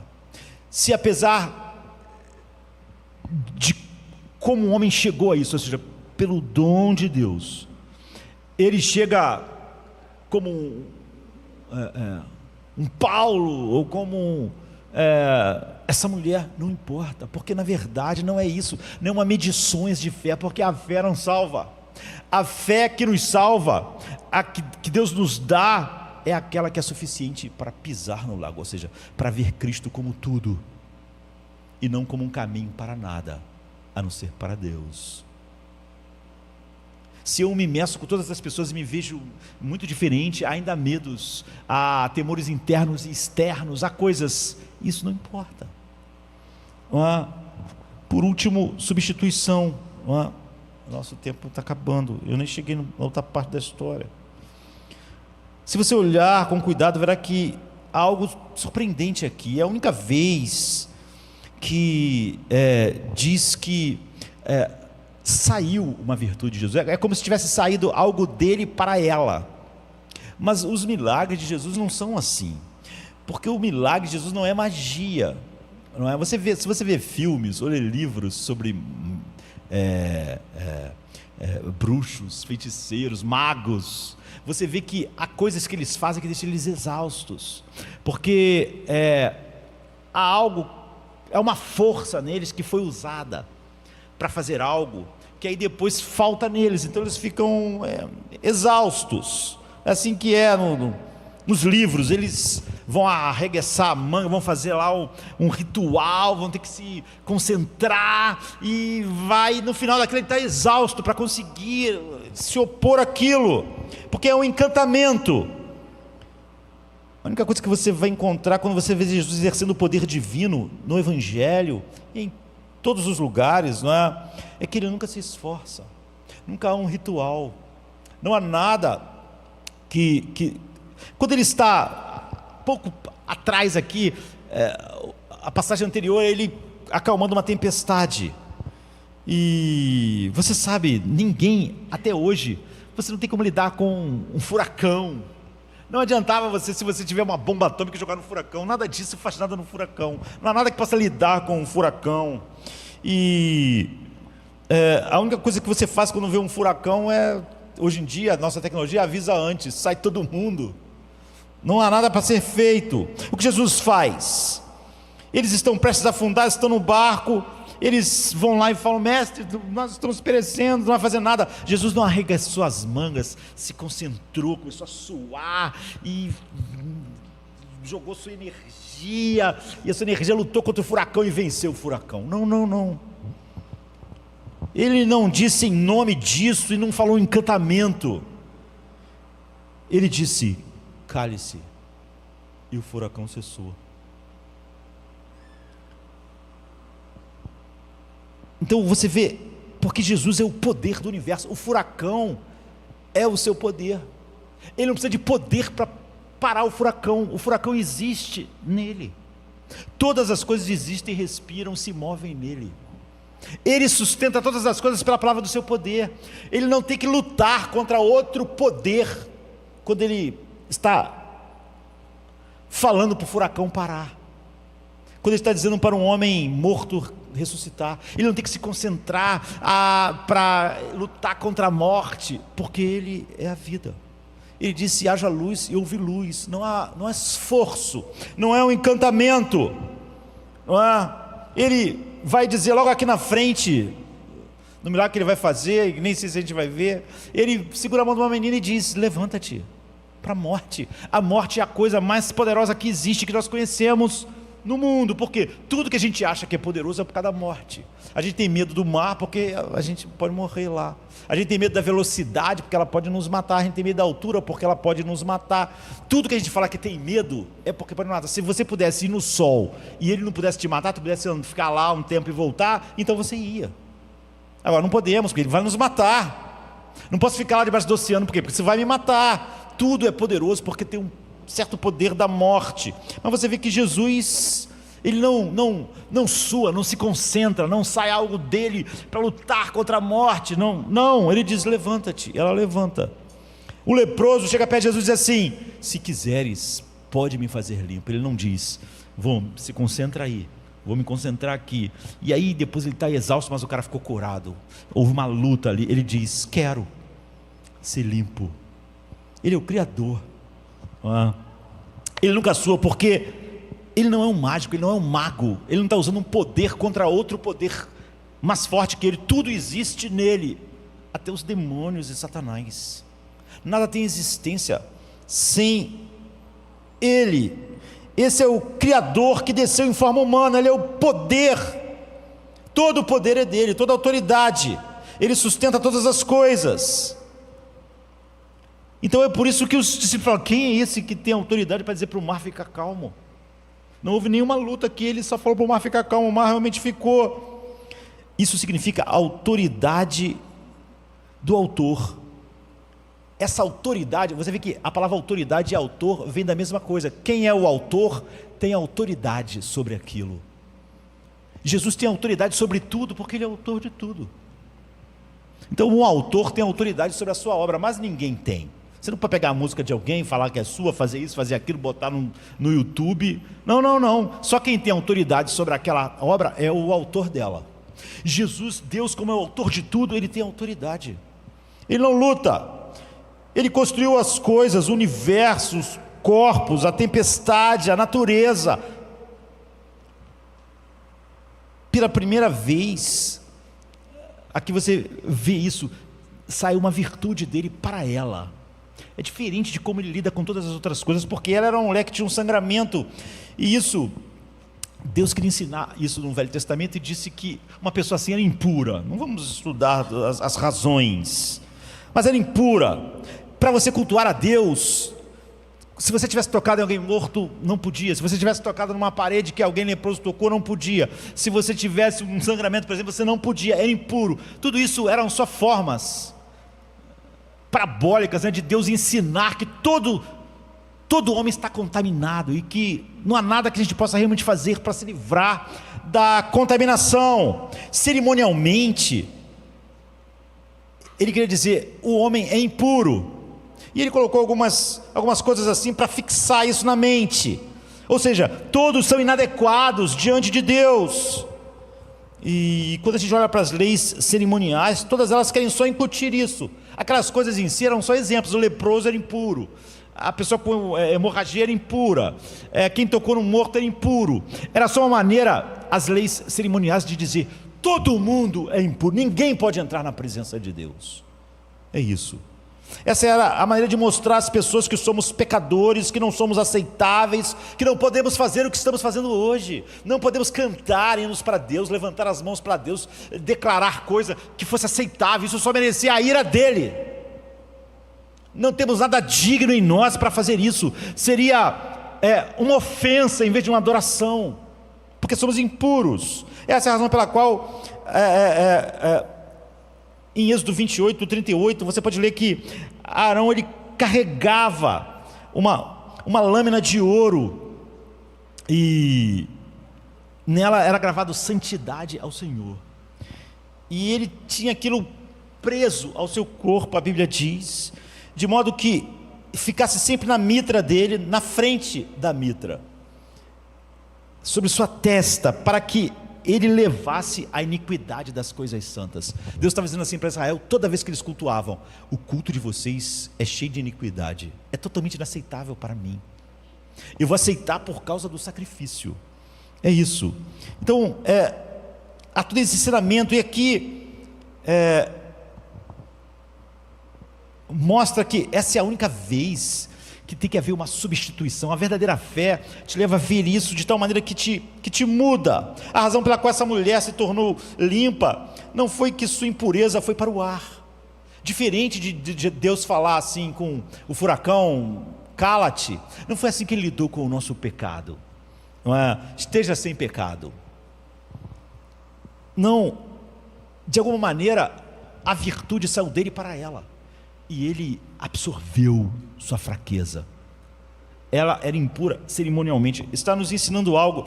Ela ficou forte porque ele ficou fraco. É o único lugar onde tem que haver uma substituição. A minha iniquidade tem que ir para ele, para que a sua justiça venha para mim. Diz que Deus tomou aquele que não conhecia pecado para se tornar pecado por nós, para que pudéssemos nos tornar justiça de Deus nele. É a única forma. A verdadeira fé vê a completa, como nós somos totalmente inadequados para Deus. Por isso que a fé no Evangelho não pode dizer que as doutrinas da graça podem ficar ali num canto, porque elas são o Evangelho.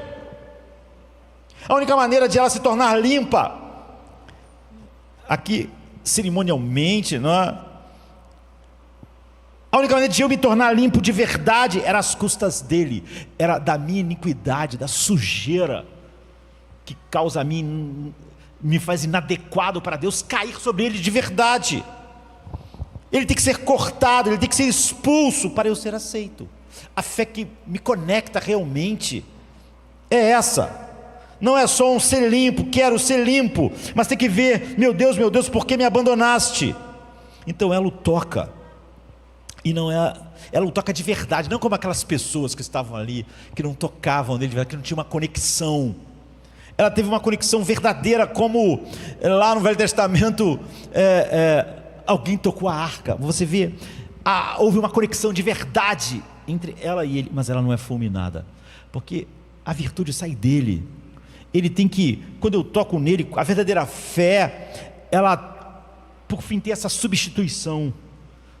Tudo em mim, indigno, e tudo era indigno. Você vê a iniquidade das coisas santas. As coisas mais sagradas que eu pudesse fazer não passariam de iniquidades. A ideia de que Deus podia prever algo bom em mim para fazer algo em mim é totalmente sem sentido, porque teria que haver algo em mim sem Ele para que Ele previsse. Não é? Então ele disse, quando Deus estava na montanha, Deus disse: ninguém toque a montanha, porque senão vai morrer. O animal que tocar vai morrer. A questão da mulher que realmente tocou, houve conexão verdadeira entre ela e o próprio Deus encarnado.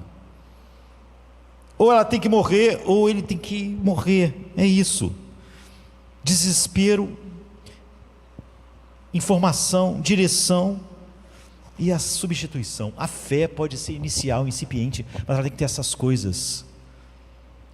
Isso diferencia da multidão que cerca Jesus, que toca a ele, porque acha que ele pode ser uma forma de continuar buscando os médicos do mundo para lidar com o sangramento da alma.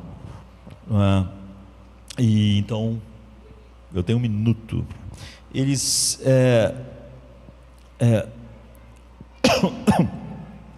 estavam no meio disso tudo, indo para a casa de Jairo, não é? E a parada foi muito estranha, porque você está indo salvar alguém que está morrendo, e aquela pessoa tinha uma doença há 12 anos, teoricamente ela podia esperar, e a outra coisa não podia esperar. A resposta é que Jesus não está apenas atrasando aqui as coisas, ele está preparando algo para Jairo e os discípulos verem algo que não teriam outra forma de ver se não fosse todas aquelas coisas que nós achamos que é um atraso. Então, o que ele está realmente fazendo é nos mostrar 3 coisas rápidas, mas que são lições avançadas de fé, e não essa fé incipiente que nos conecta a ele e que nos por haver verdadeira conexão, vai nos levar à verdadeira transformação de glória em glória. Mas já é o que vai acontecer. A partir desse instante, essas lições já são de uma fé avançada, de uma fé que foi em frente. A verdadeira fé não fica parada, não é? Ela não para ali. Então, primeiro é que Deus vai nos levar cada vez a uma fé mais madura, mostrando que o atraso dele sempre mostra o seu amor. Ele mostra as suas prioridades. Ele para uma mulher socialmente que seria marginalizada naqueles dias, porque era mulher, porque estava impura, e coloca ela na frente de um líder da sinagoga, um líder religioso importante, um homem. E a Bíblia sempre diz que Jesus tem diante de si pessoas religiosas e pessoas imorais, homens e mulheres que são vistos de uma forma, pela maneira que o homem enxerga, ou pela cultura ao redor, e que Deus sempre parece dar uma preferência ao Zaqueu em cima da árvore, um homem que todo mundo achava que ele era um cara que Deus não podia.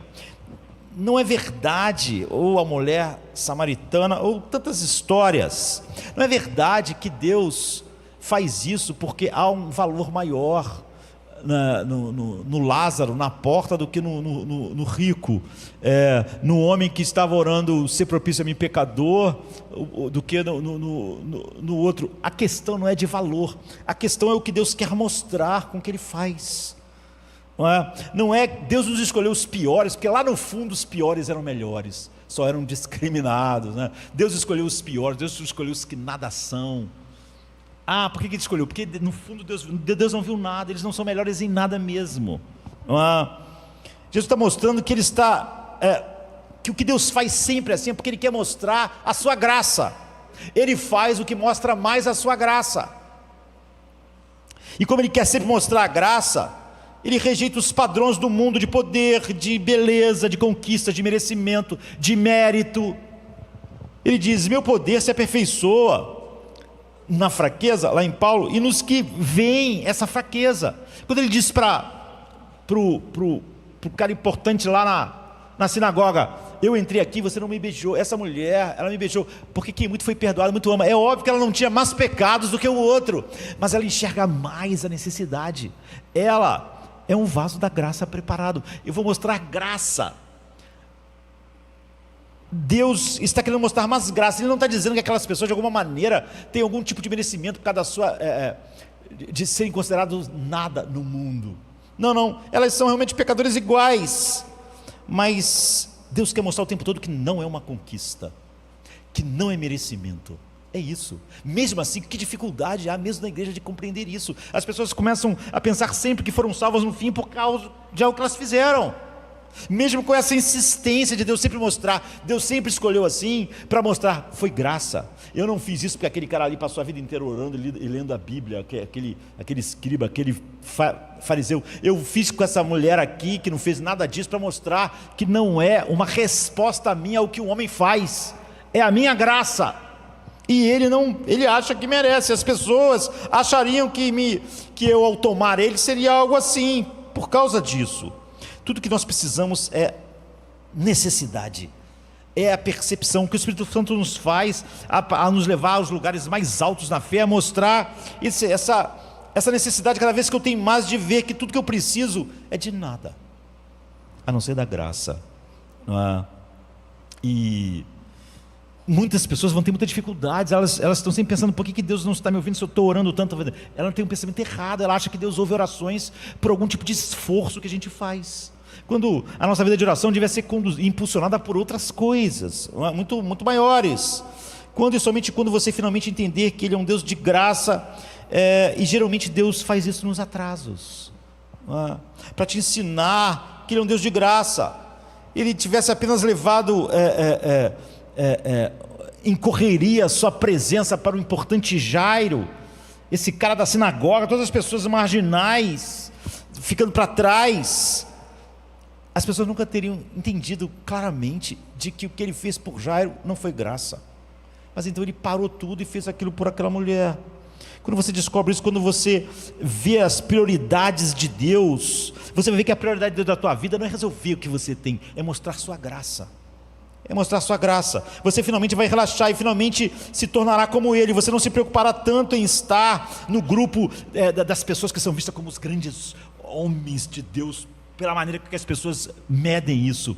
Você sabe que Ele te ouve e por graça você vai ter razões diferentes para ser uma pessoa de oração, uma pessoa que o obedece. A primeira lição avançada é olhar para as prioridades de Deus. Seus atrasos sempre nos mostram suas prioridades como um Deus da graça.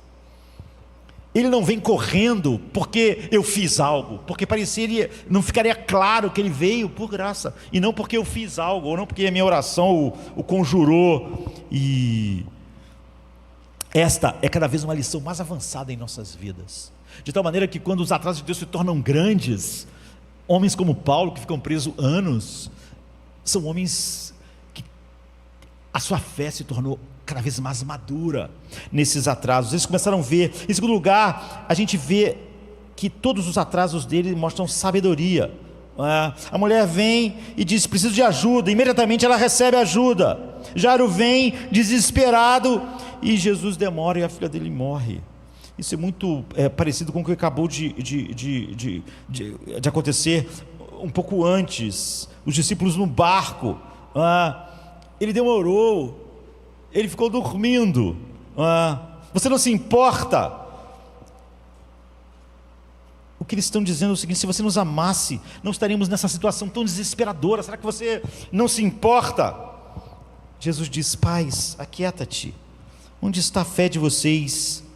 Aqui é outra lição avançada para nós. Você entende que o meu poder amoroso e cuidadoso em sua vida é compatível com as tragédias, com as tristezas? Se você não entende, sua fé ainda precisa crescer muito. A ideia de que a grande fé é aquela que acha que as coisas ruins não adentram a vida é uma fé incipiente. Quando ele entra, ele diz: ela está dormindo, e todo mundo riu dele. Ela estava morta, não havia dúvida para ninguém. Por que ele diz que ela está dormindo então?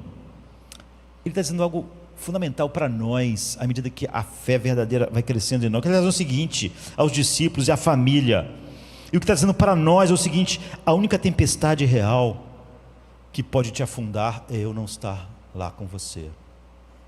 Você nunca devia estar muito...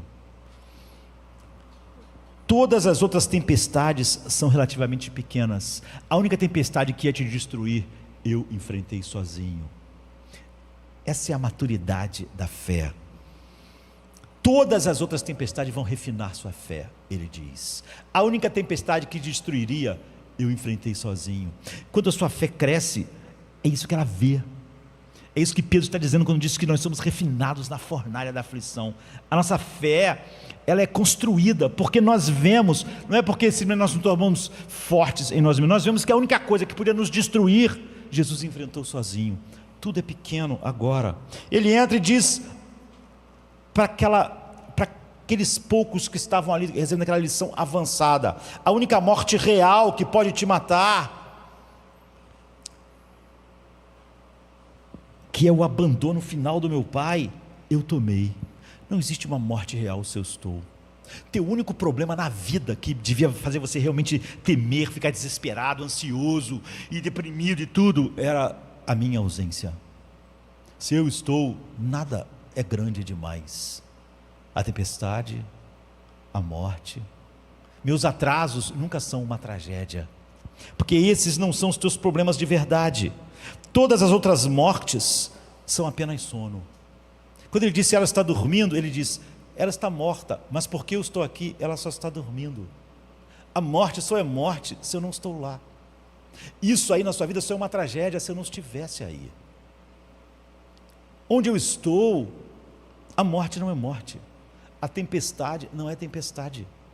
Agora, a única tempestade que o homem vai ter que enfrentar sem mim é a única destrutiva, mas eu enfrentei por vocês. Eu enfrentei a morte, eu enfrentei as tempestades que destruiriam. Eu tomei os únicos problemas reais que você tinha. O único problema real que você tinha era porque você estava debaixo da ira do meu pai. Por isso que ele disse: temam aquele não que pode matar o corpo. Isso não é um problema se eu estou com você, porque a morte é só um sono se eu estou lá. Portanto, essa lição é a segunda lição avançada, não é? Você faz uma distinção entre acreditar nele e acreditar na agenda dele. Ele está dizendo para você: nada, a morte é só um sono se eu estou lá. Então ela não deve operar em você o que operaria num homem onde eu não estou. Então muitas pessoas pensam: olha, eu tinha tanta fé, porque tem gente que às vezes está no buraco, aí a pessoa diz assim para você: eu tinha tanta fé em Deus, mas ele me decepcionou. Então você não tinha fé nele, tu tinha fé que ele ia cumprir a tua agenda. Mas ter fé em Deus é acreditar na agenda dele. Se você acreditasse na agenda dele, ele nunca te decepcionar, porque ele sempre cumpre a agenda dele. Agora, você tinha fé na sua agenda e achou que Deus ia cumprir a sua agenda, ele não cumpriu, você se decepcionou com ele. Você não se decepcionou, você não teve fé nele e depois ele te decepcionou. Deus nunca decepciona quem tem fé verdadeira nele, porque ter fé nele, essa é outra lição avançada, é confiar na agenda dele. Ele diz: confia em mim, veja como eu tomei a morte real, eu tomei o problema real, eu tomei a doença real. E quando pensamos na cruz, então, realmente, abraçamos, a fé é abraçar a agenda de Deus. Todos os atrasos de Deus são vistos por nós como atos de amor dele para conosco. E depois tem um toque. Marcos disse que ele tocou a menina e disse: Talita cumi. Isso é aramaico. Marcos está escrevendo em grego. Por que ele escreveu a frase que Jesus falou em aramaico e teve que botar a tradução e explicar? Ele está escrevendo em grego para os gregos, para os romanos, e isso tem um ensino para nós aqui, mas não podemos nos aprofundar aqui. É como se Marcos está dizendo: eu não estou contando uma história para vocês que está saindo da minha mente. É por isso que tem esses detalhes às vezes nas histórias que você pensa: por que isso está aqui? Porque a Bíblia diz assim, que depois Jesus fez isso tudo, ele disse assim: dê comida para ela, porque ela está com fome. Olha, isso é uma coisa que não precisava estar na história, não é? Mas é porque aconteceu de verdade, é porque Pedro estava lá, é porque essa é a história do que ele viu. E Talita cumi, Talita quer dizer, não menina, às vezes como está na nossa tradução, né? Mas é garotinha, não é? É uma palavra carinhosa. Menina, fica a impressão quando você encontra alguém na rua assim, uma criança pequena que você não sabe, não conhece, e ela está sozinha, você diz: menina, cadê tua mãe? Cadê teu pai? Não é? Parece que é assim, mas não é. A palavra, essa palavra quer dizer menininha, é uma forma carinhosa de falar, e é assim que Jesus falou. É como uma mãe, eu já falei, falando para uma criança de manhã quando vai acordar: querido, querida, acorde, está na hora de acordar. Então, ele dá a mão, não é, que a mãe teria dado a ela, e diz, é como se ele estivesse dizendo assim para aquela menina: seu verdadeiro pai, o Criador da vida, está aqui. Levante, acorde. Jesus Cristo, ele há esse verdadeiro toque, como a gente viu lá no início, mas isso nos leva a lugares mais avançados. Ele toca e nos manda levantar, e nós sentimos o profundo amor que Ele tem por nós. Então nunca tente apressar Cristo, nunca tente, Ele nunca vai ser apressado, né, por você, e você não confia na sua agenda. Você foi levado para aquele outro lugar da fé que cresce, em que você sente que nada é realmente destrutivo para você. As tempestades não podem destruir, a única que podia, ele enfrentou. A morte é só um sono, porque ele está lá.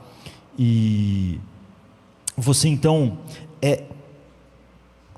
se você está em Cristo, você vai ouvir hoje ele falando exatamente isso: amigo, está na hora de você acordar, está na hora de você levantar. O que ele faz é nos dar realmente vida, é nos acordar, e nós acordamos para um mundo que nós nunca tínhamos visto antes, e nós precisamos ser cada vez mais aprofundados nessa fé. A fé inicial, verdadeira, tem aquelas marcas mas essas marcas não ficam lá paradas, elas crescem assim. Jesus vai nos dar várias dessas marcas, e nós veremos mais delas outro dia. Vamos ficar de pé. Que a minha vida seja um altar, onde teu fogo sempre arde sem parar. Que cada passo revele o teu ser, Cristo em mim, meu viver. Como um rio que flui sem cessar, teu amor vem me transformar. Em cada escolha, em cada olhar, tua verdade vem me guiar. Seja em mim, Senhor, a luz a brilhar, minha razão, meu caminho, meu lugar. Seja em mim o louvor, a eterna canção, tua vontade em meu coração. Que os meus dias sejam pra ti, e os meus sonhos reflitam o teu agir. Que o meu ser em completa união seja um espelho do teu perdão. Mesmo nas lutas, eu sei que estás. És meu refúgio, minha paz. Meu anseio é teu querer. Cristo em mim vem resplandecer. Seja em mim, Senhor, a luz a brilhar, minha razão, meu caminho, meu lugar. Seja em mim o louvor, eterna canção, tua vontade em meu coração. Nas tempestades quero confiar, que o teu amor vem me sustentar. Na tua graça encontro o valor de ser um servo pra tua glória e louvor.